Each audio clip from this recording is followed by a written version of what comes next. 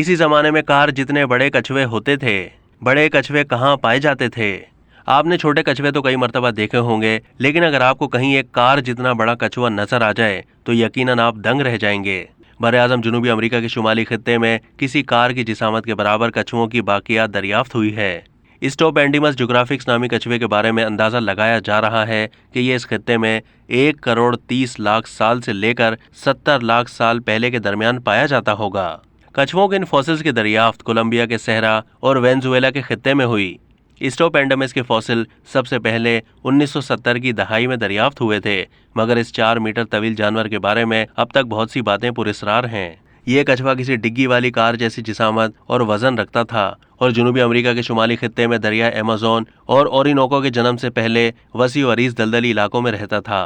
नर कछुए के खोल के दोनों जानिब सामने की तरफ से सींग निकले हुए थे। मुहक्किकीन का कहना है कि फॉसिल्स में पाए जाने वाले गहरे जख्मों के निशानात से अंदाजा होता है कि मुमकिन तौर पर इनका इस्तेमाल मुखालफिन से लड़ने के लिए नेज़ों की तरह किया जाता होगा।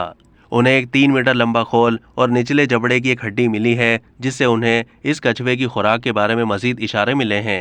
उनका ख्याल है कि यह अजीम कछुआ झीलों और दरियाओं की तह में बड़े मगरमच्छों के साथ रहता होगा, जबकि इसकी खुराक छोटे जानवरों, पौधों, फलों और बीजों पर मुश्तमिल होगी। इस कछुए की जिसामत इसे दीगर बड़े शिकारी जानवरों से बचने में मदद देती होगी। इस कछुए का एक ऐसा फॉसिल भी दरियाफ्त हो चुका है जिसमें एक बड़े मगरमच्छ का दांत पेविस था। अब तक के लिए इतना ही। मजीद मालूमात के लिए डेली जंग के यूट्यूब चैनल को सब्सक्राइब कीजिए।